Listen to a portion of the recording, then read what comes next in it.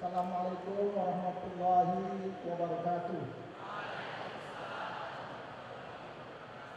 Selamat pagi dan salam sejahtera bagi kita semua. Yang saya hormati Profesor Bambang Brojonegoro, Menteri Perencanaan Pembangunan Nasional, Ketua Bappenas. Yang saya hormati Wakil Rektor Bidang Keuangan dan Logistik. Yang saya hormati Direktur Pendidikan, Direktur Kemahasiswaan, para manajer kemahasiswaan, dan tentunya anak-anakku yang kami banggakan.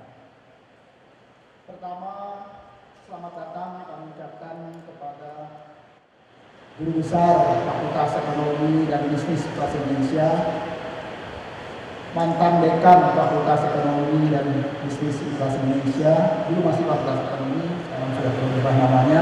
Beliau juga yang penggagas dari perubahan Fakultas Ekonomi dan Bisnis, dan juga mantan mahasiswa berprestasi dari Universitas Indonesia.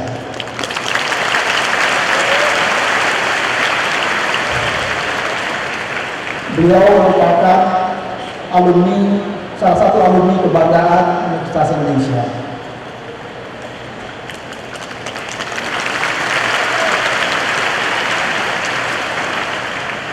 Selain itu perlu kami informasikan bahwa beliau adalah putra dari Profesor Dr. Insinyur Sumantri Brojonegoro, Rektor Universitas Indonesia ke-6.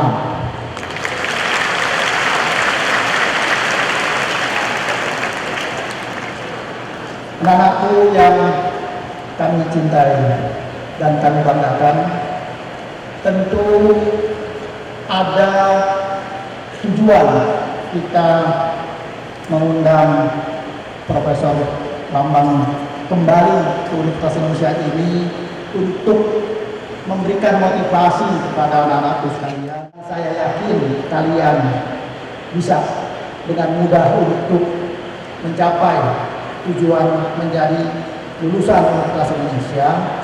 Tapi bangsa dan negara Republik Indonesia ini tidak hanya sekedar butuh kelulusan kalian, tapi butuh kerja keras dan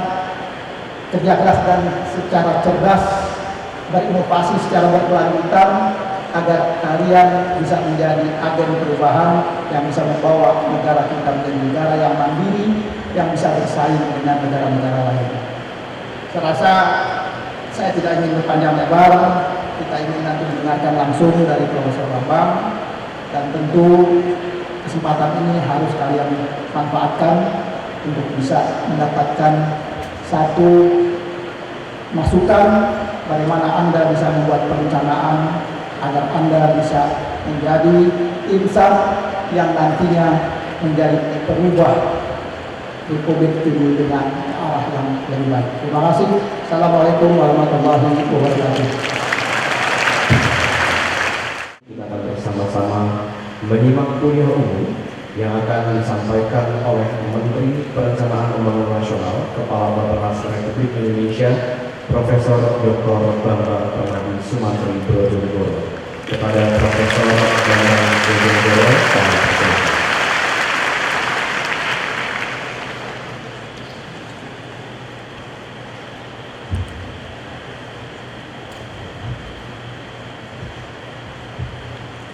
Assalamualaikum warahmatullahi wabarakatuh. Selamat pagi, salam sejahtera kepada kita semua.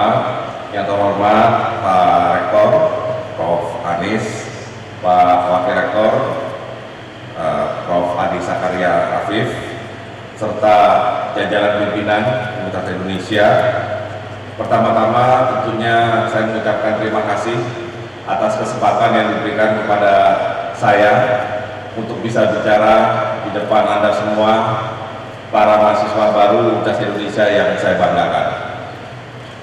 Kenapa saya ingin sekali bertemu dengan kalian semua mahasiswa baru?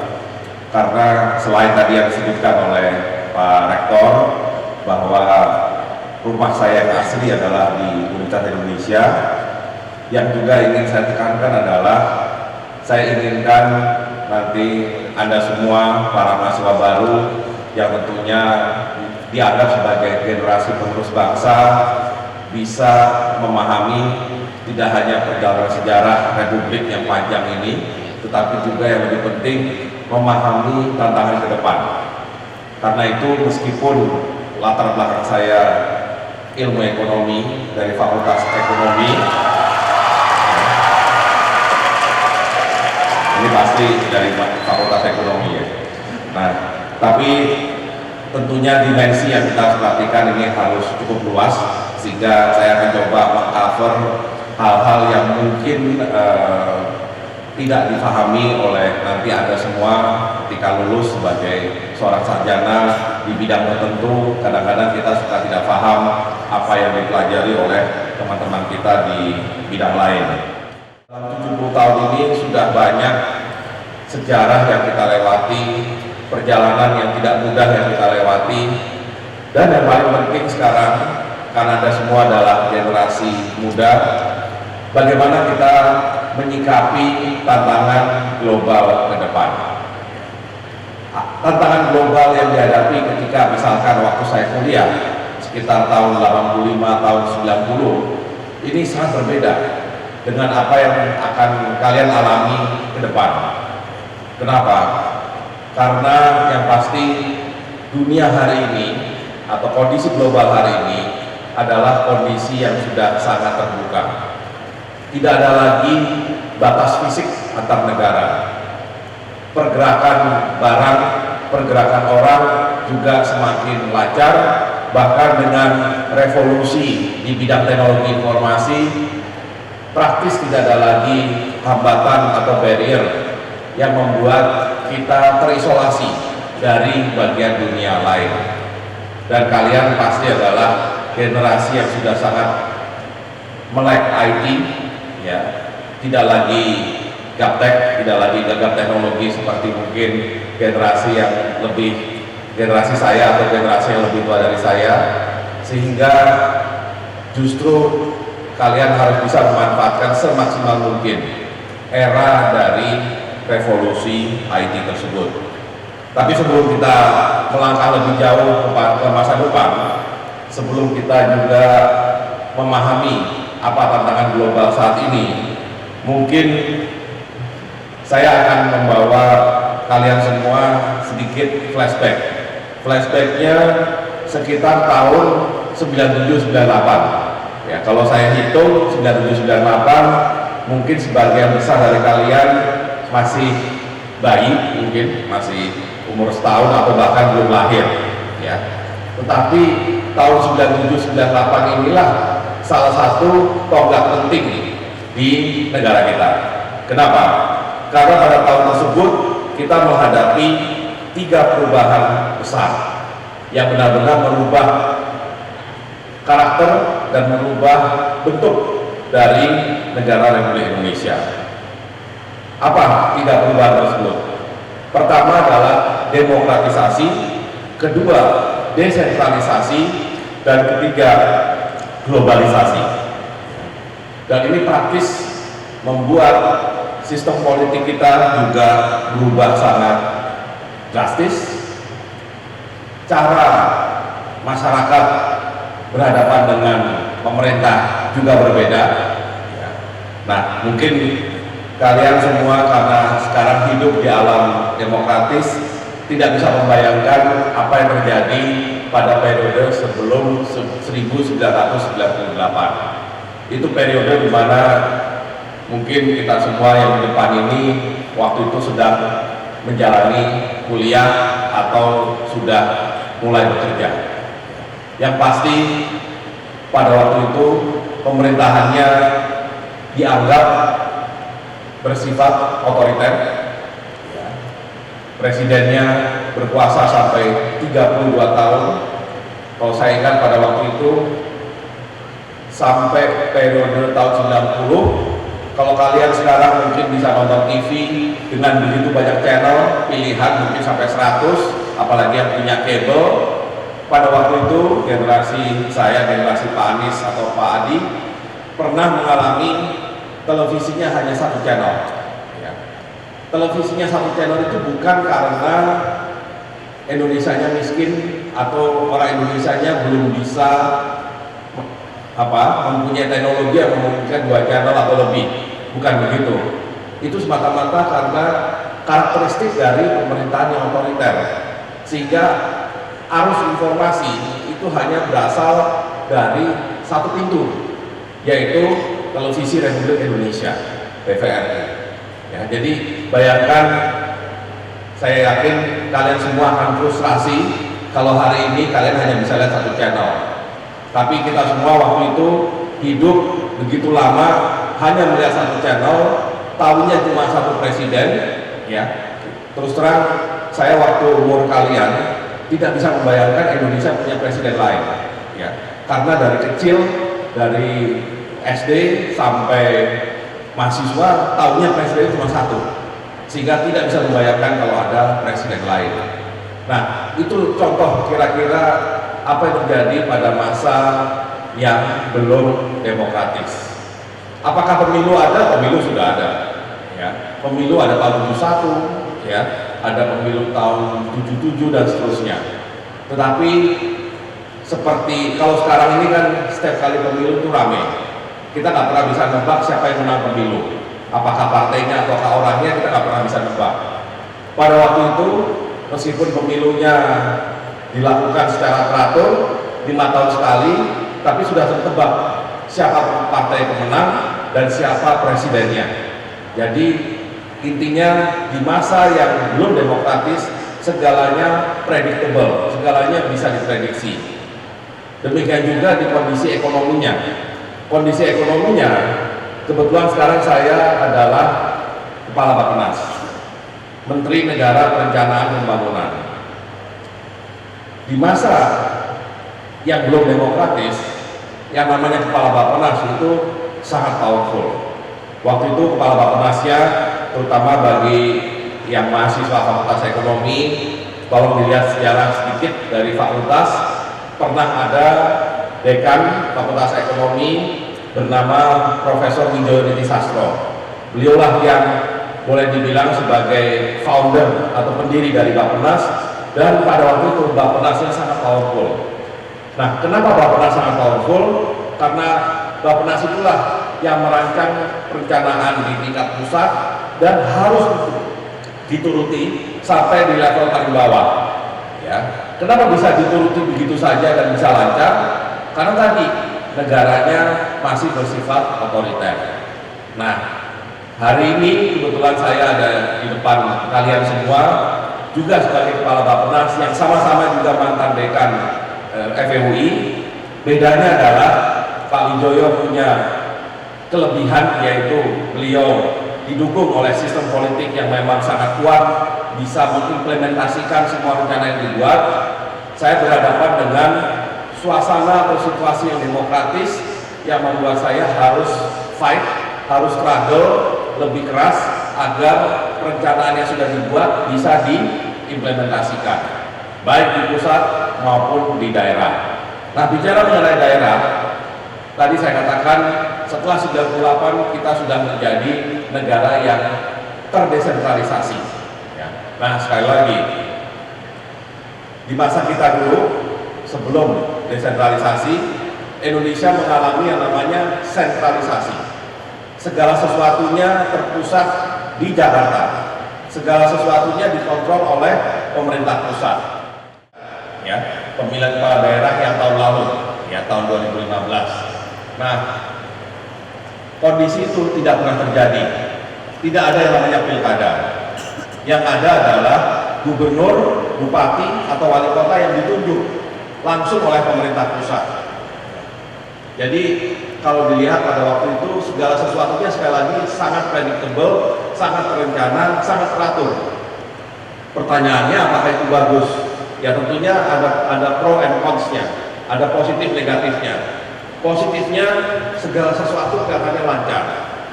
Kalau kalian tanya orang tua kalian atau mungkin kakek nenek kalian, mereka akan bilang waktu Orde Baru, masa di mana belum ada desentralisasi maupun demokratisasi, semua akan bilang pada masa Orde Baru kelihatannya kok segalanya lebih aman, lebih tenang dan segala macam. Ya. Jadi ada perasaan seperti itu. Sekarang tentunya perasaan aman dan tenang saya yakin juga masih dirasakan. Bedanya pemerintah daerah dan juga di ekonomi, pemerintah daerah bukan lagi anak buahnya pemerintah pusat. Apa yang dibuat di pusat tidak harus diikuti oleh daerah. Itulah dinamika desentralisasi saat ini. Ya. Dan terakhir tentunya globalisasi. Ya. Globalisasi sekarang ini berbeda dengan yang kita rasakan dulu. Kembali lagi tadi, kalau televisi cuma satu channel, praktis kita tidak tahu persis apa yang terjadi di dunia luar. Saat ini dengan revolusi IT, saya yakin yang namanya dunia ini sudah borderless, sudah tidak ada batas lagi. Ya. Misalkan kemarin ada kejadian, misalkan aksi teroris di Nice di Prancis, itu dalam waktu mungkin 5 menit, 10 menit setelah kejadian, beritanya sudah ada di WhatsApp kalian, beritanya sudah ada di medsos, beritanya sudah ada di HP kalian. Ya. Ini tidak terbayangkan karena pertama HP dulu nggak ada, ya. Dan kedua, saluran informasi tidak secepat itu. Ya. Jadi kalau kita dulu mendengar ada kejadian misalkan teroris di Prancis, mungkin baru besok paginya di surat kabar kita baru mendapat berita mengenai kejadian tersebut. Ya. Sekarang kalian bisa mengetahui mungkin 5 atau 10 menit setelah kejadian itu terjadi. Ya. Jadi sekali lagi globalisasi ini sudah semakin luar biasa. Dan satu lagi yang saya ingin tantang dari kalian semua, ketika nanti kalian lulus 4 tahun lagi, mudah-mudahan ya kalau lancar, maka kalian akan cari kerja. Nah, saya inginkan kalian menjadi alumni UI yang berbeda. Berbeda itu artinya lebih bagus, lebih berkualitas dibandingkan alumni yang kita di depan ini. Maksudnya adalah apa? Kalau mesti zaman saya dan Pak Adi, karena Pak Adi kebetulan juga dari Fakultas Ekonomi pada waktu kita kuliah, kita berpikir kalau lulus, karena Pak Adi kalau nggak salah dulu jurusannya akuntansi, Pak Adi berpikir saya mau kerja di kantor akuntansi mana, kantor akuntan mana di Jakarta. Karena saya jurusan ilmu ekonomi atau dulu namanya ESP, Ekonomi Studi Bangunan, saya berpikir saya mau jadi dosen di mana atau saya mau kerja di mana. Tapi semuanya berpikir, baik saya maupun Pak Adi, hanya berpikir cari kerja di Indonesia. Nah, tantangan saya kepada kalian semua di sini, seluruh mahasiswa baru UI untuk angkatan 2016 ini, apakah kalian nanti bisa melihat seluruh dunia ini, global ini, sebagai potensi tempat kalian bekerja? Artinya kalian harus menjadi alumnus yang kompetitif di labor market yang global. Jadi jangan lihat kalau yang akuntan, yang saya kalau boleh ambil contoh yang di ekonomi. Kalau yang akuntansi, jangan hanya berpikir di kantor akuntan di Indonesia. Bagaimana kalau berpikir di kantor akuntan di luar negeri, bank di luar negeri, ya. Kemudian saya ambil yang dari teknik, misalkan tempatnya Pak Rektor, ya. Jangan hanya berpikir jadi insinyur di pabrik di Indonesia atau insinyur di perusahaan konstruksi di Indonesia. Jadilah insinyur nanti yang bisa kerja di perusahaan konstruksi global. Jadilah insinyur yang bisa bekerja di multinational company di luar negeri. Ya. Dan saya perhatikan waktu saya dekan, banyak sekali alumni pada waktu itu pekerjaan pertamanya langsung di luar negeri. Nah, inilah tantangan buat kalian. Jangan hanya melihat Indonesia sebagai tempat untuk mencari kerja atau meneruskan karir kalian, tapi lihatlah dunia ini sebagai potensinya. Artinya sebagai alumni UI harusnya punya kelebihan. Alumni universitas lain silahkan, kalau mau rebutan pasar kerja di Indonesia itu hak mereka. Tapi alumni UI menganggap tempat kerja kita bukan hanya Indonesia, tapi global. Ya, jadi ini yang saya harapkan bisa menjadi motivasi kalian menjadi mahasiswa di Universitas Indonesia. Nah, para mahasiswa yang saya banggakan, nah tadi kejadian 98 itu kan sudah hampir 20 tahun yang lalu. Ya. Nah, kita melihat mungkin kondisi hari ini adalah sistem yang paling tepat untuk mencapai tujuan berbangsa dan bernegara. Kalau nggak ada demokrasi, maka aspirasi kalian sebagai mahasiswa baru mungkin tidak akan tertampung boro-boro oleh pemerintah pusat. Kalau di zaman dulu, di zaman era yang tidak ada demokratisasi, maka apapun aspirasi kalian, rektor atau pembantu rektor bidang kemahasiswaan pada waktu itu dengan mudah bilang, udahlah kalian nggak boleh lawan, kalau kalian lawan kalian dikeluarin dari UI, selesai. Ya. Nah, itu kejadian di masa lalu yang tidak mungkin terjadi sekarang. Ya. Sekarang ini aspirasi kalian paling tidak harus didengar dan bisa didiskusikan dengan pimpinan universitas. Ya. Itu bedanya. Kita punya 2 daerah yang mempunyai status otonomi khusus, yaitu Aceh dan Papua. Ya. Karena keunikan yang ada di masing-masing daerah dan yang paling penting untuk menjaga keutuhan NKRI. Ya. Tapi bukan berarti daerah lain itu mudah dikelolanya. Daerah lain juga punya otonomi yang luar biasa. Mereka merasa bisa mengatur dirinya, mereka merasa bisa menjalankan ekonominya tanpa bantuan dari pemerintah pusat. Nah, tentunya sekarang dengan desentralisasi makin terbuka ruang bagi pemerintah daerah, tapi untuk memenuhi aspirasi masyarakat di daerah. Kalau dulu yang namanya gubernur, bupati, wali kota, kalau masyarakatnya protes, gubernur bupatinya tinggal bilang, saya cuma menjalankan perintah dari pusat, saya nggak bisa apa-apa. Itu jawaban di masa lalu. Hari ini kalau ada yang protes, si gubernur, bupati, wali kota harus menjawab, saya melakukan ini karena saya punya keyakinan ini. Ya. Karena dia tidak bisa lagi bersandar kepada pemerintah pusat. Ya. Jadi ini ya cerita yang berbeda, dan mudah-mudahan saya yakin ini mahasiswa baru ini datang dari berbagai penjuru Indonesia, tidak hanya dari Jakarta, jadi lebih paham bagaimana dinamika di daerah.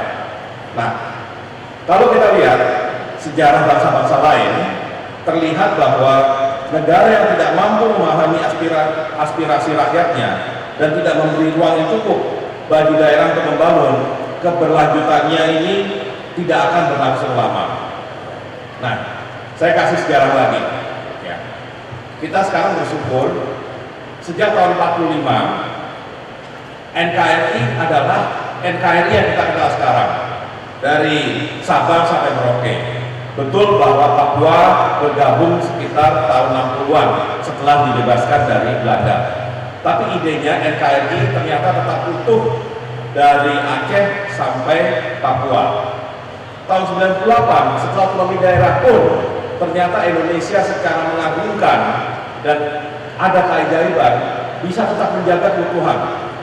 Banyak negara yang ketika melakukan desentralisasi itu pecah menjadi banyak negara. Nah, nanti kalau sudah ada waktu luang, tolong lihat ke Google kalian, ya, search engine kalian, tolong ketik Yugoslavia. Ketik aja Yugoslavia. Kenapa saya minta kalian mengetik Yugoslavia? Karena negara itu udah ada lagi sekarang. Ya. Padahal di tahun 90-an Yugoslavia adalah salah satu negara Eropa Timur yang terbesar dan yang termasuk paling berpengaruh. Bahkan raksasa waktu itu, Uni Soviet pun, yang sekarang Rusia, itu segan atau takut terhadap Yugoslavia. Pertanyaannya, kenapa Yugoslavia tidak lagi kalian tahu sekarang? Karena Yugoslavia sudah bubar, Yugoslavia sudah pecah ketika ada aspirasi dari daerah-daerah yang ada di Yugoslavia. Nah, nanti di Google kalian bisa lihat yang namanya dulu Yugoslavia sekarang sudah pecah ke banyak negara. Kalau kalian tahu Serbia, kalian tahu Kroasia, Bosnia, Montenegro, Slovenia, itu adalah negara-negara pecahannya Yugoslavia. Jadi kalau nggak salah sudah pecah jadi 5 atau 6 negara. Ya. Jadi ketika bicara Yugoslavia, negaranya sudah tidak eksis, padahal pada waktu itu Yugoslavia itu seperti Indonesia, punya presiden yang sangat powerful, sangat berkuasa. Ya. Tapi tetap saja ketika aspirasi rakyat, aspirasi daerah tidak didengar, maka negaranya bisa bubar. Jadi kita harus berterima kasih kepada tokoh-tokoh bangsa kita, terutama pada masa-masa genting tahun 98, yang bisa menjaga Indonesia tetap utuh seperti sekarang. Tidak jadi Republik Jawa, Republik Sumatera, Republik Kalimantan. Jadi bayangkan Indonesia yang kepulauan ternyata tetap bisa jadi satu, namanya Negara Kesatuan Republik Indonesia. Tidak seperti Yugoslavia yang saya bilang tadi, atau tadi Soviet Union, Uni Soviet, yang sekarang juga sudah pecah menjadi Rusia, Ukraina, Belarus, Kazakhstan, dan seterusnya. Jadi, terutama bagi kalian yang di Fakultas Ilmu Budaya, tolonglah pelajari sejarah secara baik-baik. Pelajari sejarah tidak sebagai hafalan, tapi pelajari sejarah sebagai upaya kita untuk merefleksikan apa yang harusnya kita perbuat sebagai bangsa ini ke depan. Jangan sampai Indonesia menjadi Yugoslavia. Kita sudah lewat masa itu sebenarnya. Otonomi tetap menjaga kesatuan NKRI. Nah, jadi sekali lagi ya, nanti sesudah ada waktu luang, tolong ke Google search, cari Yugoslavia supaya kalian belajar bagaimana runtuhnya suatu negara karena tidak menjalankan demokratisasi dan desentralisasi. Ya. Jadi intinya kita sudah berada pada track yang benar karena kita sudah menjalankan dua itu. Bapak-bapak di depan, Bapak Ibu di depan, pimpinan UI sebenarnya sudah memberikan perhatian yang penuh kepada kalian. Karena yang saya tahu UI itu selalu konsisten. Yang diterima oleh UI adalah mahasiswa yang memang punya kemampuan dan lulus ujian masuk. Bukan mahasiswa yang punya uang, bukan mahasiswa yang punya kemampuan ekonomis lebih. Jadi siapapun meskipun tidak mampu secara ekonomi, tapi mampu secara intelektual akan diterima sebagai mahasiswa UI. Itu artinya apa? UI berusaha memberikan yang terbaik untuk seluruh masyarakat Indonesia tanpa terkecuali. Syaratnya cuma satu, lulus tes masuk. Dan memang secara intelektual mampu kuliah di UI. Nah, artinya untuk Anda semua, tolong difahami, Indonesia ini sangat beragam. Boleh dibilang saat ini konsentrasi ekonomi Indonesia adanya di Pulau Jawa. Penduduknya paling banyak juga di Pulau Jawa. Tapi bukan berarti hanya Pulau Jawa yang menjadi perhatian oleh pemerintah. Saya di Bappenas harus berpikir dari Sabang sampai Merauke, memastikan semua daerah di Indonesia.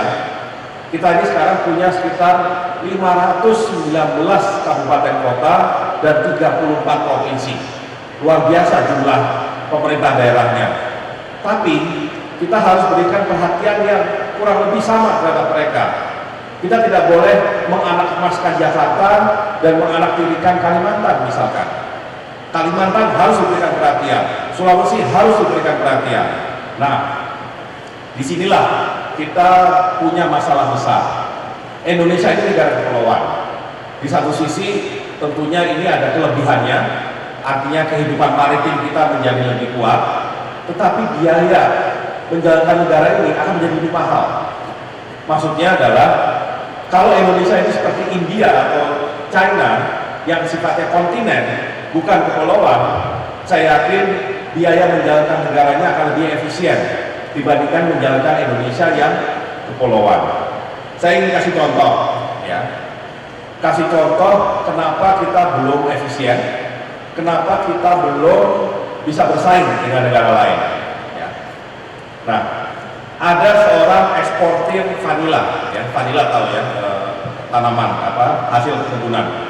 Seorang eksportir vanila pernah bercerita untuk mengangkut satu kontainer vanila, ya, satu kontainer vanila dari Surabaya, Jawa Timur ke California di pantai barat Amerika, biayanya $3.000 US, ya. Jadi satu kontainer vanila dari Surabaya ke pantai barat Amerika, California, $3.000. Nah, yang menarik adalah dia membandingkan biaya pengiriman kontainer dari Surabaya ke Medan. Ya, kalian tahu ya, di mana Medan, Sumatera Utara, masih di wilayah Indonesia. Kalau California sudah harus nyebrang Pasifik di benua lain pula yang namanya Amerika. Ini hanya dari Surabaya ke Medan membutuhkan biaya berapa? $7.000 ya. Jadi Surabaya California $3.000, Surabaya ke Medan $7.000. Jadi untuk produsen vanila tersebut lebih murah, lebih gampang jual ke California daripada jual ke Medan. Nah, di satu sisi ini bagus ya, karena artinya ekspor. Dari Surabaya, California kan ekspor. Jeleknya adalah kalau orang Medan butuh vanila dia harus impor, padahal di Surabaya ada. Nah, kenapa mahal? Karena biaya logistik kita memang mahal. Itu yang tadi saya katakan, hidup di negara kepulauan kalau tidak mempunyai sistem logistik yang memadai, yang terjadi adalah ekonomi biaya tinggi atau high cost ekonomi. Jadi bisa bayangkan dalam negeri jauh lebih mahal daripada antar benua. Nah, jadi kepada siapapun di sini nanti yang bisa terkait dengan bidang ini, apakah dari ekonomi, apakah dari teknik, ya, pastikan hal ini tidak terjadi lagi di masa depan. Sampai hari ini masih terjadi, karena memang sistem logistik kita belum mapan, sistem logistik kita masih mahal. Ya. Nah, apalagi tantangan kita secara global. Kalau tadi kan lebih melihat pada tantangan secara domestik. Mulai Januari 2016 maksud saya, Januari kemarin, Indonesia sudah menjadi bagian dari masyarakat ekonomi ASEAN.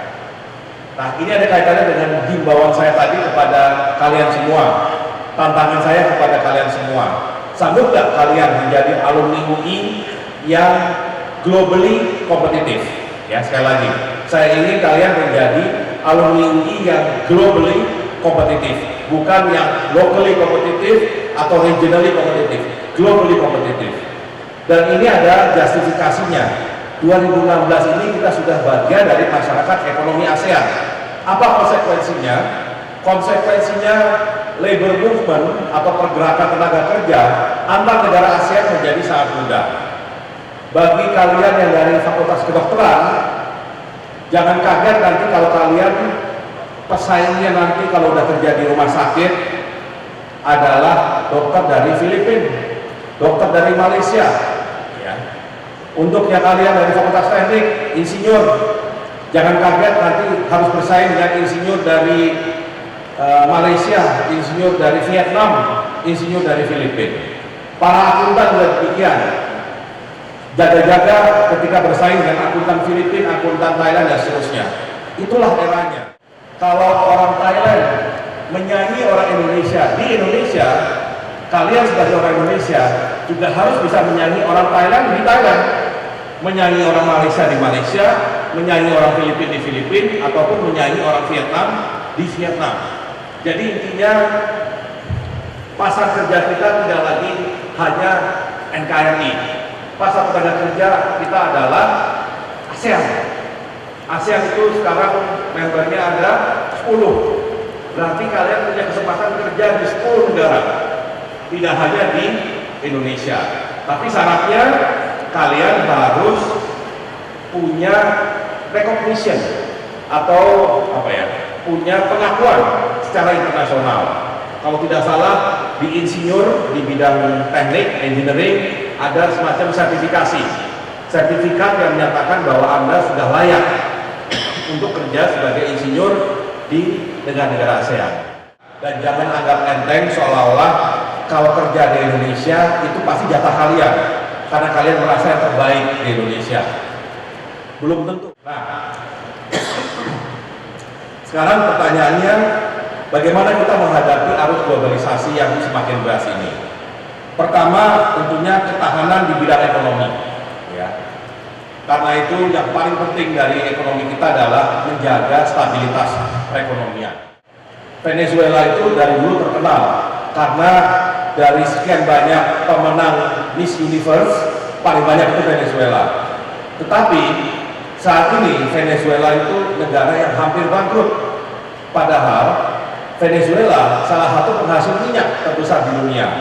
Tapi gara-gara harga minyak jatuh, kemudian negaranya salah urus, karena sekali lagi Presiden Venezuela sebelum ini seorang diktator yang tidak terlalu memahami atau tidak mau mendengarkan aspirasi rakyatnya, sehingga akhirnya Venezuela hari-hari ini dalam kesulitan yang besar, ekonominya hampir bangkrut. Nah, inflasinya luar biasa, artinya kenaikan harganya luar biasa. Dan kita tidak ingin terjadi di Indonesia. Kuncinya adalah ketahanan ekonomi, itu yang kurang dimiliki oleh Venezuela. Saya sendiri, meskipun saya dibesarkan di lingkungan yang waktu itu belum terglobalisasi, tetapi paling tidak saya pernah 2 tahun kerja di luar negeri. Saya pernah 2 tahun kerja di Arab Saudi, di Jeddah, di Islamic Development Bank. Nah, meskipun itu cuma di Arab Saudi, ya, lingkungannya mungkin terbatas di masyarakat Timur Tengah, tapi paling tidak exposure kita terhadap globalisasi itu makin kuat. Nah, kuncinya kalau kita ingin memanfaatkan globalisasi, saya minta mulai dari bahasa. Ya. Mau tidak mau, kalau kalian melamar kerja di luar negeri, sebelum ditanya mengenai kemampuan otak Anda dicek dulu kemampuan bahasanya. Jadi pastikan meskipun Anda semua adalah mahasiswa S1 reguler, saya harapkan paling tidak semua bahasa Inggrisnya fasih. Hanya itu yang bisa membawa Anda kemanapun di dunia. Bahasa Inggris, syukur-syukur ada bahasa yang berikutnya. Tapi yang paling penting, bahasa Indonesia, bahasa Inggris dikuasai dengan baik, sehingga tidak ada kesulitan ketika melamar kerja dimanapun. Ya. Nah, tentunya banyak tantangan yang harus kita hadapi, apalagi sekarang makin borderless. Dan kalau kita lihat ke depan nantinya, maka SDM, sumber daya manusia Indonesia adalah kunci kita menghadapi berbagai tantangan ke depan. Dan kalian semua beruntung, kalian semua adalah bagian kecil dari SDM Indonesia yang diharapkan akan menjadi SDM yang berkualitas, SDM yang bisa menjaga competitiveness dari Indonesia. Ya, jadi tolong jaga, tolong pelihara kebanggaan tersebut, karena kita tidak bisa berharap dari sebagian besar kelompok masyarakat. Kita berharap sebenarnya dari sebagian kecil untuk bisa menjadi pendorong. Ya. Apalagi sekarang ketimpangan antar daerah itu masih besar. Ya. Jadi kita harapkan juga nanti Anda semua juga tidak semua harus kerja di Jakarta. Kalau kalian bekerja di Indonesia, tidak harus semuanya di Jakarta. Betul, Jakarta itu punya peredaran ekonomi yang terbesar. Jadi uang itu beredarnya paling banyak di Jakarta, tapi tentunya sekarang bisnis opportunity maupun job opportunity di daerah-daerah itu semakin baik. Ya, jadi saya harapkan alumni UI tidak eksklusif hanya untuk Jakarta, tapi alumni UI bisa menyebar ke berbagai daerah di Indonesia. Nah, para mahasiswa yang saya banggakan, pada kondisi hari ini kita menghadapi tantangan ekonomi global yang luar biasa. Kita pernah mengalami masa yang sangat baik, sangat menyenangkan lah, pada tahun 2010 sampai 2013 karena harga komoditas tinggi. Ya. Harga komoditas itu apakah bahan tambang, kelapa sawit, batu bara, dan minyak ketika tinggi, Indonesia ekonominya booming. Tapi hari ini harga semua komoditas sedang rendah. Ekonomi kita tidak bisa dibilang sedang booming. Artinya, kembali lagi, tantangan kita menghadapi kondisi global ke depan. Nah, karenanya saya harapkan terutama mahasiswa di Fakultas Ekonomi, Fakultas Teknik, ya, maupun fakultas lainnya untuk bisa memahami ini. Jadi artinya di Fakultas Teknik, meskipun mungkin teknik pertambangan itu adalah profesi yang sangat menjanjikan. Tetapi yang kita harapkan sekarang, Indonesia harus jadi negara industri. Untuk bisa jadi negara industri, maka industri manufakturnya harus berkembang. Mau tidak mau, industri manufaktur itu butuh SDM seperti kalian nantinya, terutama yang dari Fakultas Teknik, ya, untuk bisa memastikan produk manufaktur kita kompetitif. Dan kemudian untuk yang dari ekonomi, saya harapkan mulai firm, mulai tegas mengarahkan ke depan Indonesia itu harus jadi negara industri. Ya. Kalau Indonesia tidak jadi negara industri, maka kita akan terus ketinggalan. Indonesia tidak akan pernah jadi negara maju kalau tidak menjadi negara industri. Nah, tinggal sekarang industri apa yang mau kita kembangkan, upaya apa yang harus kita lakukan, SDM apa yang kita butuhkan, itu yang harus disiapkan. Saya di Bappenas bertugas untuk menyiapkan itu, tapi yang lebih penting semangat mental dari kalian sekarang ini. Jangan berharap ekonomi kita akan dapat booming terus-terusan. Ya. Dulu tahun 70-an, 80-an ada booming minyak, sesudah itu ada booming kayu, setelah itu booming batu bara, booming sawit. Tapi itu sifatnya, nanti terutama yang di ekonomi akan belajar, itu sifatnya seperti siklus saja. Pernah tinggi, setelah tinggi jadi rendah. Dan itu akan berulang-ulang seperti itu. Artinya tidak ada kestabilan, tidak ada kepastian. Yang bisa membuat stabil dan pasti adalah kalau kita menjadi negara industri. Jadi saya harapkan semua mahasiswa di sini dari semua fakultas punya spirit yang sama. Bagaimana menjadikan negara kita sebagai negara industri dan juga negara jasa yang kompetitif. Ya, jangan menjadi negara yang hanya mengandalkan komoditas. Saya bisa kasih contoh.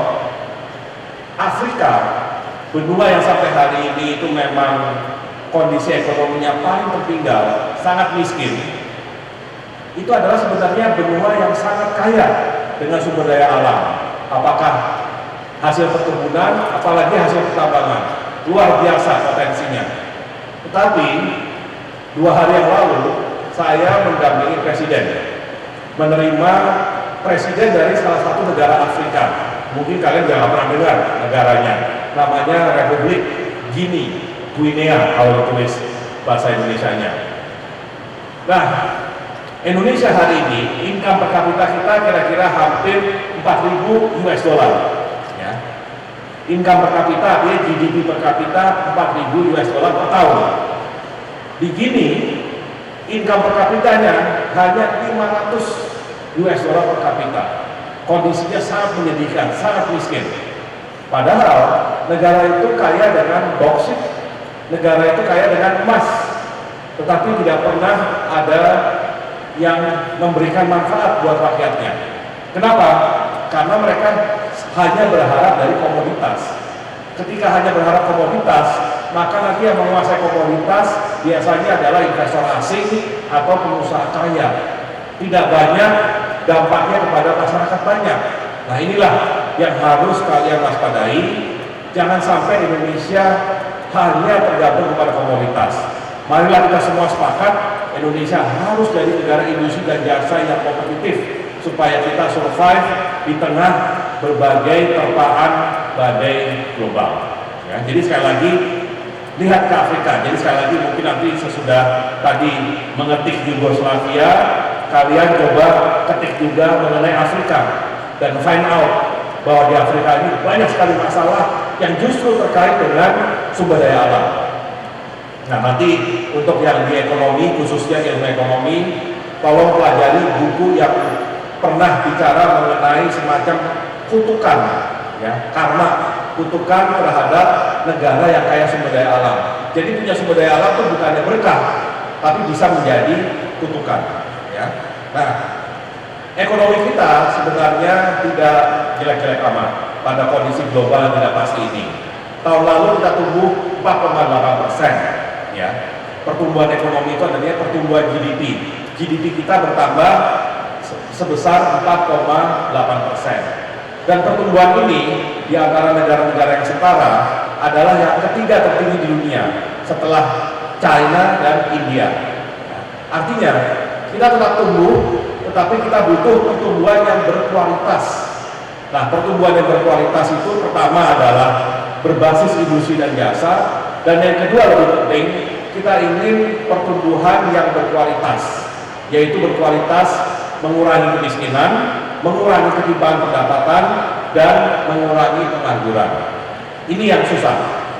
Bikin pertumbuhan ekonomi itu mungkin lebih mudah daripada mengurangi kemiskinan, mengurangi ketimpangan, maupun menciptakan lapangan kerja. Nah, jadi artinya meskipun kita tumbuh 5% atau 4,8% tadi, ini belum cukup. Ini adalah pesan dari saya, artinya mungkin selama saya jadi menteri atau pihak yang terlibat dalam pengambilan kebijakan ekonomi, mungkin masih sulit kita untuk tumbuh di atas 6%. Nah, saya harapkan generasi kalian nanti, siapapun nanti yang bisa akhirnya terlibat dalam pengambilan kebijakan ekonomi, selalu berusaha agar pertumbuhan kita bisa di atas 6% dan berkualitas. Jadi nanti jadilah pengambil kebijakan di pemerintah yang punya hati. Yang punya hati itu maksudnya care atau peduli sama masalah kemiskinan, ketimpangan pendapatan, dan masalah pengangguran. Ya.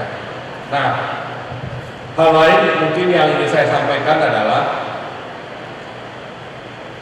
Indonesia itu negara maritim. Ya. Mungkin waktu di SMP, SMA pernah dapat informasi, ternyata Indonesia itu 70% luas wilayahnya adalah air. Ya. Karena 70% air, berarti laut itu adalah semacam penghubung. Jadi jangan melihat laut sebagai pemisah antar pulau. Lihatlah laut sebagai konektor atau penghubung antar pulau. Artinya Indonesia harus kuat visi maritimnya. Nah, berarti apa? Untuk kalian yang mungkin orientasinya masih lebih banyak ke darat, ya, lebih berpikir kontinen, ini saatnya untuk berpikir ke laut. Karena laut itu selain untuk transportasi, untuk perhubungan, juga mengandung sumber daya alam yang luar biasa, juga memberikan manfaat yang luar biasa kepada masyarakat. Jadi ini salah satu saya harapkan, apakah di setiap fakultas, ya kalau teknik fokus kepada teknik yang kelautan, hukum bicara mengenai hukum laut, ya, ekonomi bicara ekonomi maritim, ya, demikian juga fakultas ilmu sosial ilmu politik bicara mengenai bagaimana sosiologi masyarakat kelautan. Kita sudah harus membiasakan kita itu bukan negara kontinen, ya, negara Indonesia itu bukan Jawa, negara Indonesia ya Indonesia yang kita kenal, kepulauan. Jadi mau tidak mau cara berpikir kita adalah cara berpikir maritim. Ini yang sedang kita upayakan untuk bisa dipahami oleh seluruh masyarakat. Nah, karena kalian adalah bagian kecil dari masyarakat kita yang intelektual, saya harapkan kalian pertama yang memahami bahwa Indonesia ini harus berjalan di atas visi maritim. Jangan berjalan di atas visi daratan atau kontinen, ya, karena ini bisa akan menyesatkan. Nah, kemudian selain maritim juga yang sedang dikembangkan adalah pariwisata. Nah, inilah saatnya Indonesia mempunyai jumlah wisatawan yang memadai, karena pariwisata itu, ya, untuk rekan-rekan mahasiswa baru, pariwisata itu adalah sektor yang bisa langsung menggerakkan ekonomi rakyat. Multiplier efeknya kalau nanti belajar multiplier terutama di ekonomi itu bisa langsung sampai masyarakat dan menyebar ke segala sektor. Kenapa? Karena itulah kelebihan dari pariwisata, dia dekat dengan rakyat atau masyarakat secara umum. Ya, apakah kita bicara mengenai turis guide-nya, kita bicara mengenai souvenir dan segala macam. Ya. Jadi sekali lagi, inilah beberapa visi yang kita sedang dorong. Tadi satu maritim, kedua pariwisata. Dan jangan pernah anggap enteng sektor pariwisata. Jadi sekali lagi semua fakultas juga harus berpikir bagaimana kontribusi masing-masing fakultas terhadap pariwisata di Indonesia. Indonesia hari ini jumlah kunjungan wisatawan asingnya cuma 10 juta per tahun. Ya. Jauh sekali di bawah Prancis. Prancis itu negara dengan jumlah turis terbesar di dunia. Setahun Prancis kedatangan 80 juta turis. Turki kedatangan 40 juta turis. Malaysia tetangga kita 25 juta. Indonesia dengan luas kepulauan, banyak yang indah spotnya, hanya 10 juta. Jadi saya harapkan ini salah satu peluang yang nanti kalian pelajari lebih dalam di bidang ilmunya masing-masing. Bagaimana caranya supaya industri pariwisata di Indonesia itu bisa berkembang. Ya. Nah, tadi kembali kepada isu pembangunan, sekali lagi kita harus paham di Indonesia ini masih banyak orang miskin. Ya. Kemiskinan kita sekarang hari ini 11%. Artinya apa? 11% penduduk Indonesia masih hidup di bawah garis kemiskinan. Nah, 11% dari 240 juta itu kan sekitar 27 juta. Jadi masih ada 27 juta saudara-saudara kita yang masih hidup di bawah garis kemiskinan. Nah, tentunya tidak cukup dengan hanya kesetiakawanan sosial. Yang paling penting kita harus berkiprah sebaik-baiknya, ya, bekerja sama dengan pemerintah tentunya. Bagaimana caranya supaya kemiskinan itu terus menurun? Dan kemiskinan itu terjadi kadang-kadang karena juga pola konsumsi. Ya. Kadang-kadang masyarakat kita terlalu konsumtif sehingga dia tetap berada di bawah garis kemiskinan karena dia tidak mengkonsumsi dengan benar. Harusnya konsumsi makanan, dia malah beli rokok. Harusnya membayar listrik, dia malah beli pulsa.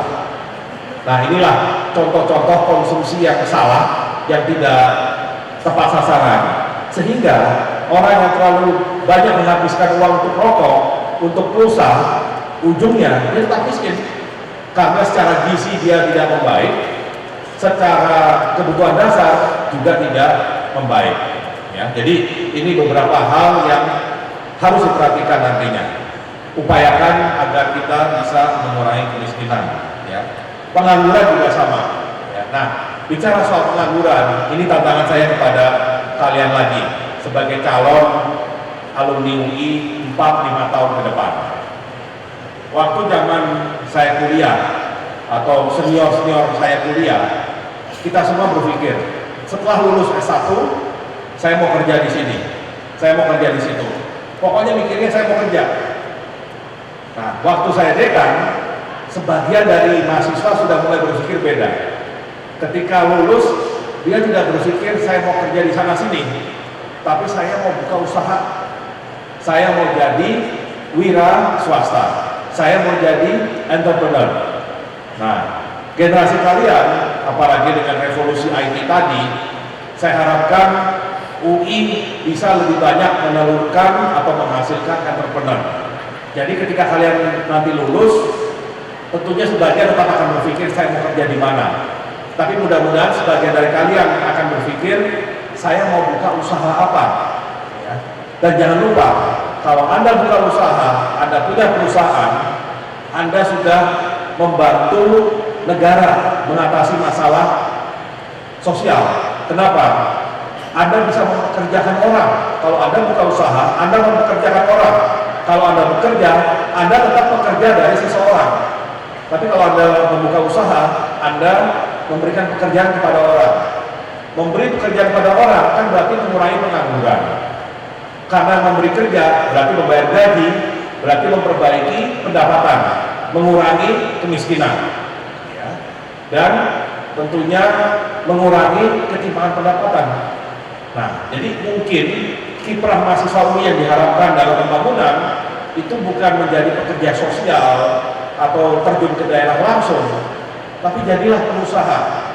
Karena Indonesia mau jadi negara maju itu butuh pengusaha. Jumlah pengusaha hari ini masih di bawah standar negara maju pada umumnya. Jadi saya harapkan kalian dari berbagai fakultas untuk mulai juga berpikir, nanti kalau lulus saya mau buka usaha apa. Silahkan kalau melakukan entrepreneur bahkan sejak mahasiswa, tapi yang penting kuliah lancar. Nah, yang paling penting setelah lulus kemudian mulai berpikir saya mau jadi pengusaha apa. Karena kalau tidak salah Pak Rektor, kalau soal alumni jadi pengusaha, UI itu masih kalah jauh sama ITB. Ya, ITB itu banyak alumninya yang jadi pengusaha. UI ini kebanyakan alumninya jadi profesional, jadi pekerja. Nah, inilah saatnya ada perubahan generasi yang lebih baru, generasi kalian itu gizinya lebih bagus dari kita semua. Saya yakin rata-rata tinggi kalian lebih tinggi daripada rata-rata tinggi zaman saya, misalkan, ya, karena gizi lebih baik, kalian pasti lebih pinter, IQ-nya lebih tinggi, ya, akses ke teknologi juga lebih baik, sehingga tidak ada alasan untuk tidak menjadi pengusaha yang tangguh, ya, karena kalian punya semua itu, dan kalian juga terekspos secara global. Nah, jadi sekali lagi, coba eksplor lagi, apakah kalian bisa berkontribusi kepada negara dengan menjadi pengusaha. Nah, di sini saya ingin menyampaikan ada satu informasi menarik, ya, untuk melihat bahwa manusia Indonesia secara individu sebenarnya ini luar biasa. Ya. Kebetulan minggu ini ada acara namanya World Islamic Economic Forum, ya, yang pembukaannya dilakukan oleh Bapak Presiden hari Selasa kemarin di JCC, Jakarta Convention Center. Nah, di sini ada cerita menarik mengenai anak Indonesia. Bagaimana anak Indonesia bisa berkompetisi secara global, dan saya harapkan itu terjadi juga pada kalian. Kalian pernah dengar perusahaan namanya General Electric, ya, GE, ini perusahaan terkenal, ya, yang memproduksi banyak hal, ya, banyak produk maksud saya. Nah, GE ini terkenal sebagai salah satu produsen mesin pesawat udara dan ingin memperbaiki rancang bangun alat pengait mesin pesawat atau jet engine bracket. Ini yang nanti calon mahasiswa mesin harusnya tahu, ya. Jadi GE ingin memperbaiki jet engine bracket. Nah, kalau ingin memperbaiki jet engine bracket, sudah dipastikan GE itu harus keluar jutaan dolar, ya, karena dia harus menggunakan tentunya insinyur penerbangannya yang terbaik untuk merancang alat tersebut, ya, jadi mahal. Nah, karena ekonomi sedang tidak bagus, maka GE akhirnya memutuskan daripada kita hire insinyur mahal-mahal, akhirnya mereka membuat ide baru, yaitu apa? Bikin sayembara. Sayembara merancang jet engine bracket tersebut, ya. Jadi sayembara merancang mesin pengait pesawat itu dan diumumkan ke seluruh dunia. Jadi sayembaranya oleh GE itu di Amerika, headquarternya, tapi sayembaranya ke seluruh dunia karena kan bisa disebarkan lewat internet. Nah, yang menarik, sayembaranya sudah selesai, sudah ditentukan pemenangnya. Nah, ini menarik. Pemenang ketiga, saya mulai dari pemenang ketiga dari sayembara tersebut adalah seorang PhD dari Swedia. PhD, yang doktor S3 dari Swedia. Pemenang keduanya seorang insinyur dari Oxford University Inggris. Paling tidak ini S1, tapi dari Oxford, salah satu universitas terbaik di dunia. Nah, pertanyaannya, siapa pemenang pertama? Pemenang pertama adalah Arfian Fuadi dan Ari Kurniawan, kakak beradik lulusan SMA asal Salatiga.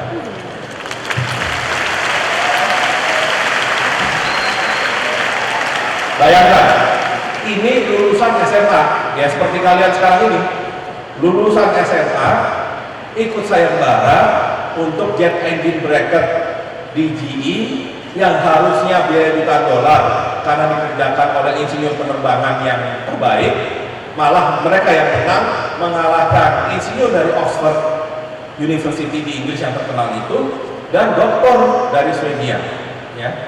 Jadi artinya apa? Inilah kualitas SDM orang Indonesia.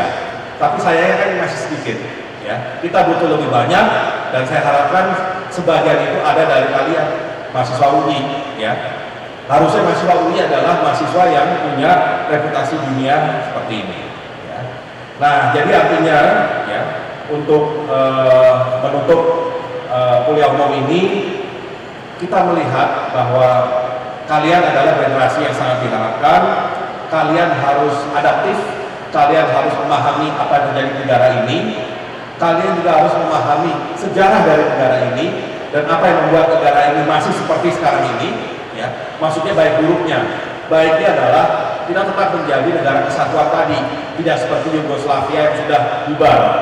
Tapi yang masih belum baiknya adalah kita belum jadi negara maju, ya. Kita masih dikategorikan negara emerging atau negara yang developing. Kita belum jadi advance ekonomi atau negara maju. Nah, tantangannya harus di kalian. Kenapa? Karena paradigma ekonomi kita yang selama ini mengarah kepada komoditas harus berubah menjadi paradigma yang berbasis industri dan jasa. Nah, industri dan jasa, kalau tambang dan perkebunan itu kan ada istilahnya intervensi alam, ya.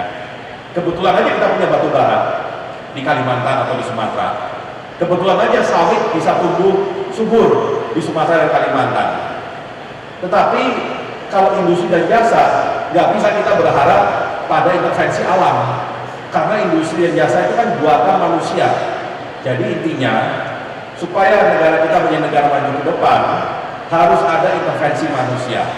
Dan manusia mengintervensi ini haruslah level kalian, kualitas SDM yang tinggi, alumni UI nantinya yang bisa punya pemahaman Indonesia harus seperti itu.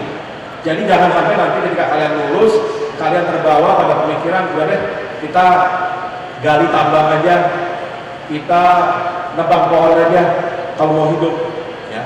Itu adalah cara berpikir masyarakat agraris di masa lalu, ya. Hanya berpikir sumber daya alam. Kalian harus berpikir mengenai bagaimana mengolah hasil sumber daya alam, bagaimana membuat produk, bagaimana membuat jasa yang nantinya kompetitif tidak hanya di lokal tapi juga global. Dan tentunya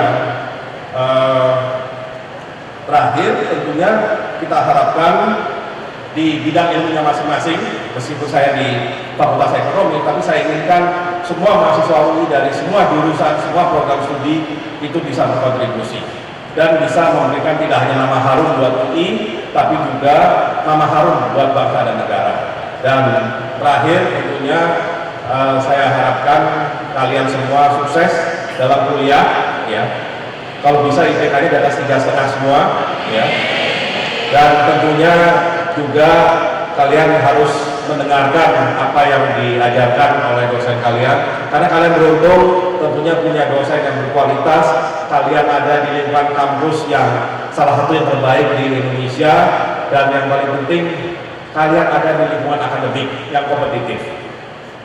Manfaatkanlah waktu dengan sebaik-baiknya.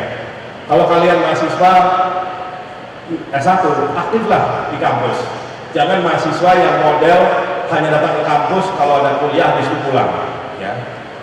Mahasiswa yang baik menurut saya adalah mahasiswa yang bisa menjiwai kehidupan kampus. Jadi tidak hanya kuliah, tapi juga kegiatan ekstrakurikulernya, kegiatan senat mahasiswanya atau BPM-nya, dan juga semua kegiatan yang bisa mendekatkan kalian semua dengan masyarakat di sekitar. Tidak hanya masyarakat di Depok, tapi juga masyarakat di Indonesia. Jadi jadilah mahasiswa yang lengkap, tidak menjadi mahasiswa yang hanya berpikir untuk kepentingan diri sendiri. Terima kasih atas kesempatan yang diberikan dan perhatian kalian semua. Wassalamualaikum warahmatullahi wabarakatuh. Waalaikumsalam warahmatullahi wabarakatuh. Terima kasih Prof. Bambang. Saya Adinda dari Fakultas Ekonomi dan Bisnis jurusan Ilmu Ekonomi. Wah, pasti Pak.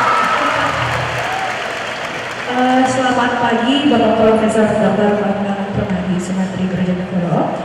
Pada kesempatan kali ini, apa yang telah dijelaskan, saya memiliki satu pertanyaan mengenai kita tahu bahwa Indonesia adalah negara yang memiliki 34 provinsi. Saya mau bertanya, apakah pemerintah memperhatikan keunggulan kompetitif atau competitive advantage daripada masing-masing provinsi? Lalu, apakah seperti yang tadi sudah dijelaskan, ini hanya dikontrol dalam desentralisasi atau ada juga ikut campur oleh pemerintahan pusat? Ini semua apakah dilakukan untuk eh, pemusatan pembangunan ekonomi di Indonesia secara nasional atau global. Terima kasih. Terima kasih. Assalamualaikum. Waalaikumsalam. Saya ingin bertanya, apakah mahasiswa FE B.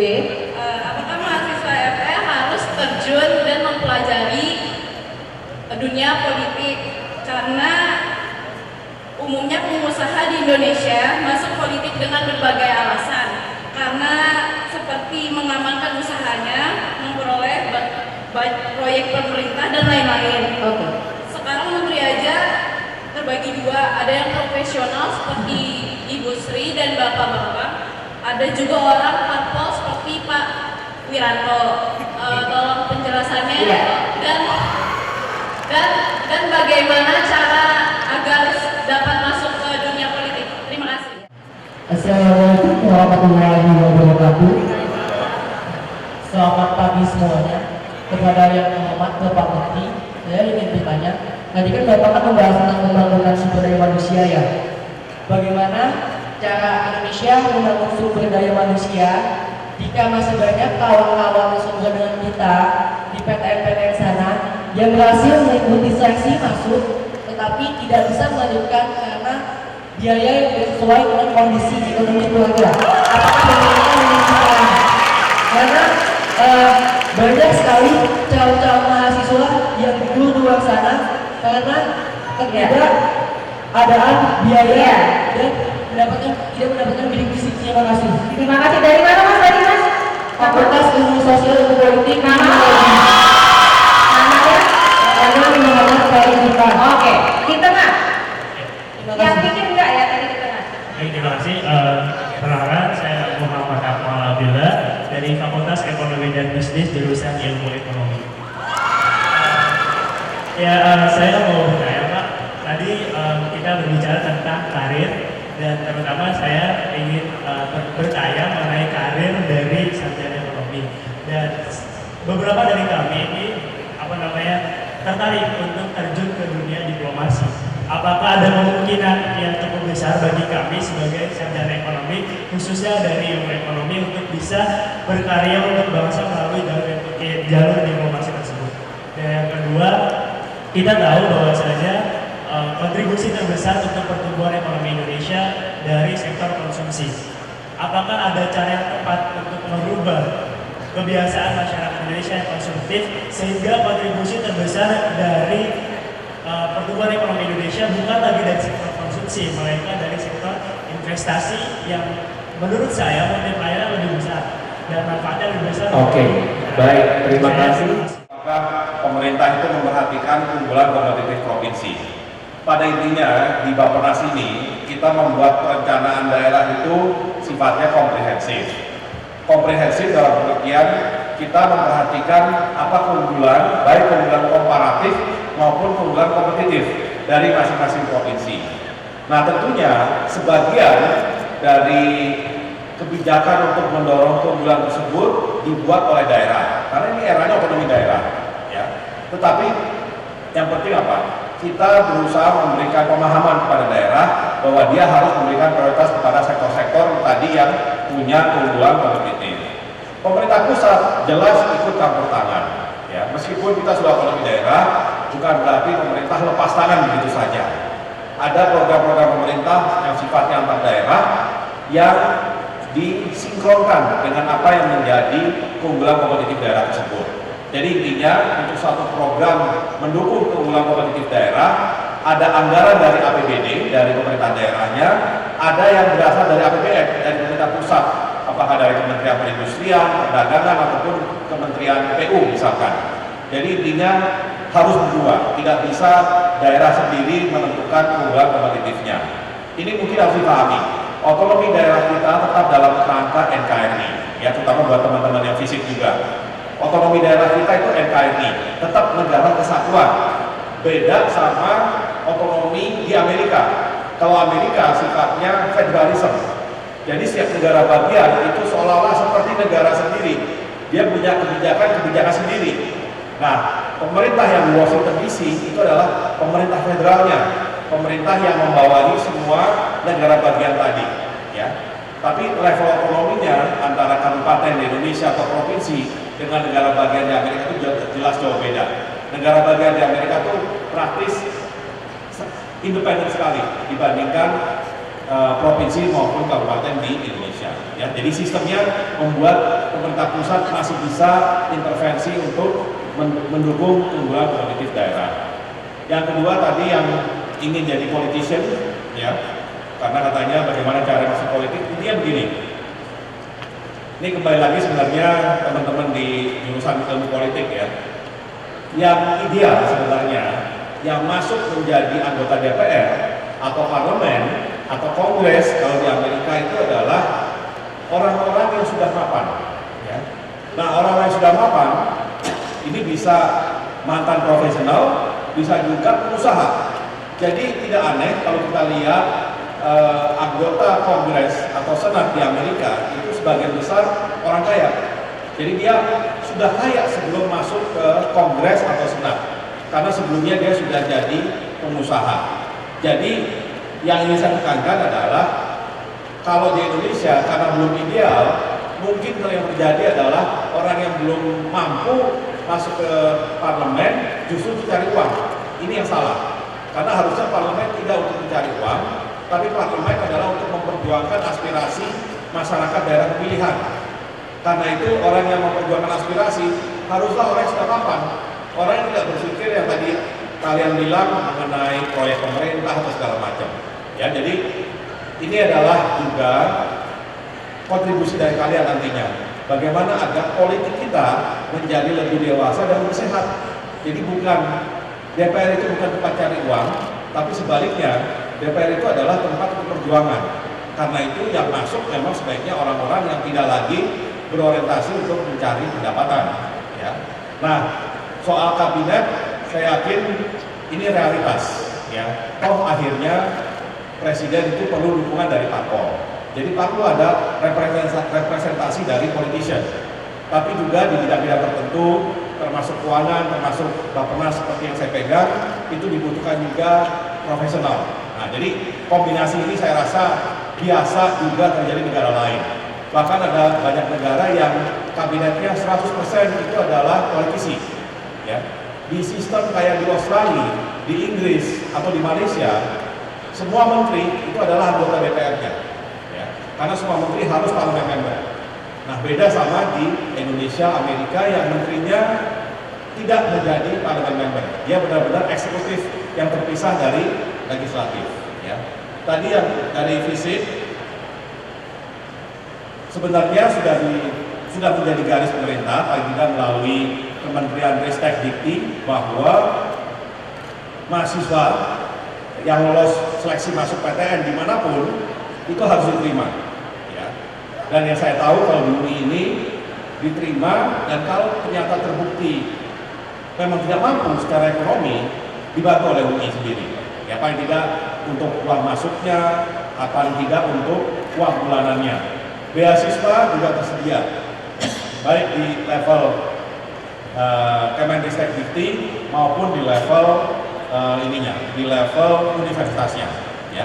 Jadi sebenarnya kembali lagi terpulang kepada kebijakan universitasnya, karena bagi saya yang paling penting adalah kita mendapatkan the best talent. Kalau best talent itu kebetulan tidak mampu secara finansial, ya kita bantu. Apakah melalui pusat ataukah melalui universitasnya. Kemudian tadi yang ingin jadi diplomat, ya. Saya bisa katakan sekarang makin banyak alumni FEUI baik dari jurusan IE, ilmu ekonomi maupun akuntansi yang kerja di Kemlu, ya, jadi diplomat. Ya. Sekarang ini yang saya kenal ada justru ini perwakilan tetap atau dubes kita di PBB New York itu adalah alumni FEUI angkatan 80. Ya. Jadi FEUI juga bisa jadi diplomat. Ya. Dulu mungkin ada waktu saya wakil Menteri Keuangan, pendahulu saya adalah waktu sebagai wakil menteri adalah Pak Mahendra Siregar.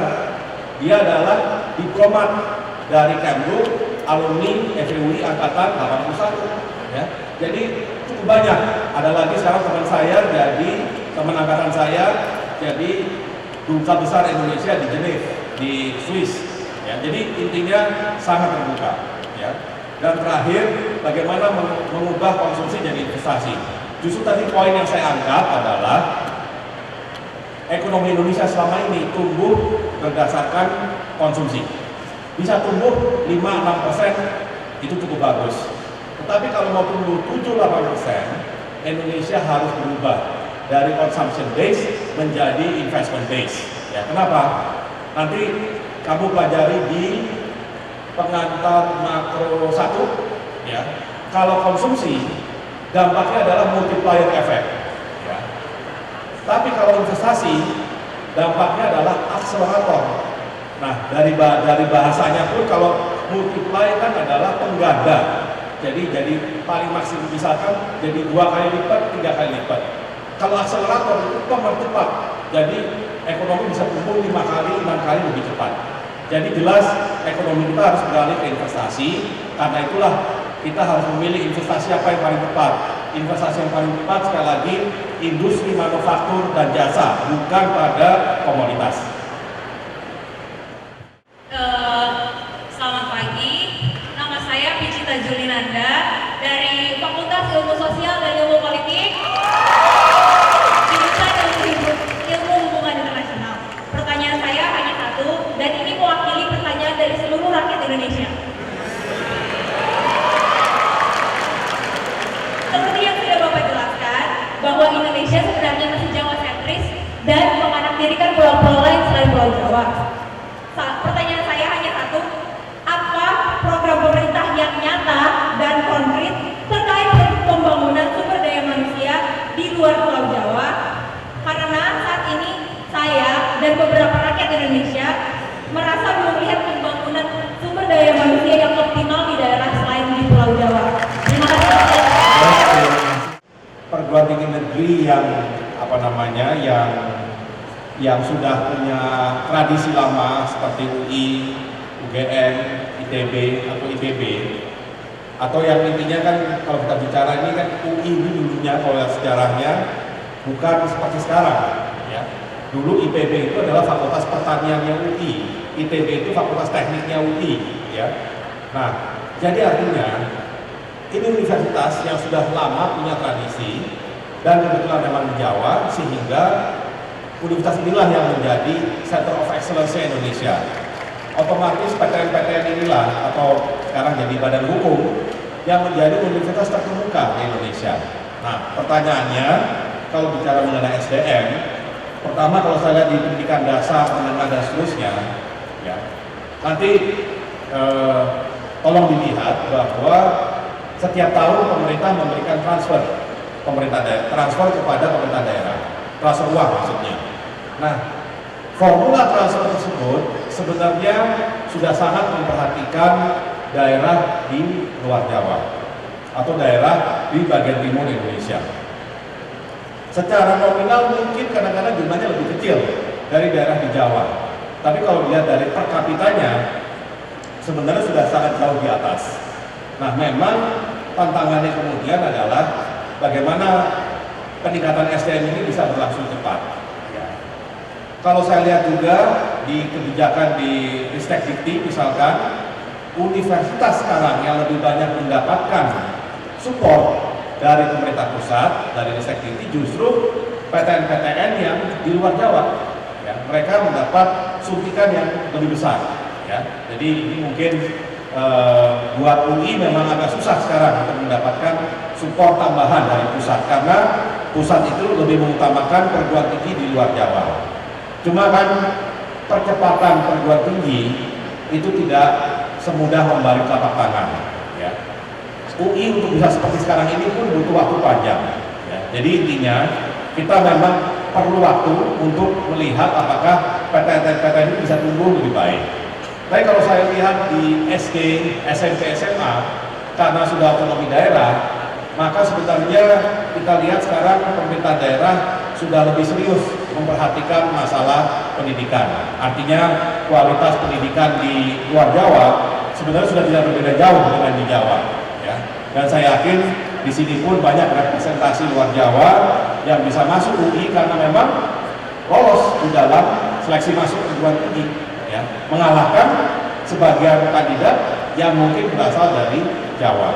Nah, jadi artinya SD sampai SMA perbaikan kualitas sudah berjalan, beasiswa lebih banyak untuk luar Jawa, kemudian perguruan tinggi negeri luar Jawa pun mendapat perhatian lebih besar. Tapi ya sekali lagi kita tetap berhadapan dengan budget constraint. Ya, budget kita tetap terbatas, berapapun besarnya, tetap terbatas. Karena yang diurus juga besar. Ya, kita bicara 34 provinsi, paling tidak di luar provinsi Jawa berarti ada 28 perguruan tinggi negeri yang harus diperhatikan, dan ini tidak mudah.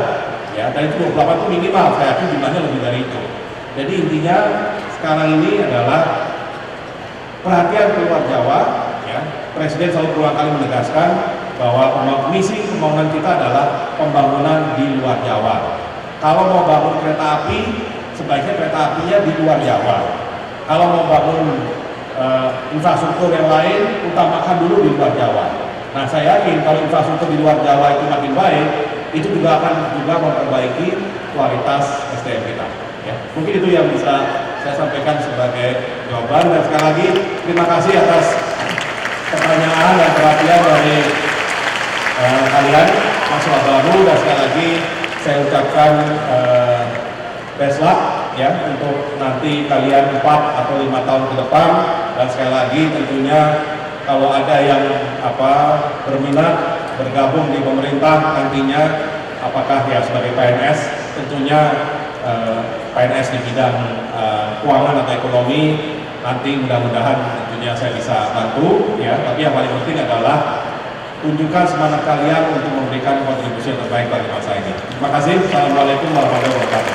Waalaikumsalam warahmatullahi wabarakatuh. Kepada Menteri Negara Perencanaan Pembangunan Nasional Kepala Bappenas Republik Indonesia, Profesor Dr. Bambang Permadi Sumantri Brojonegoro.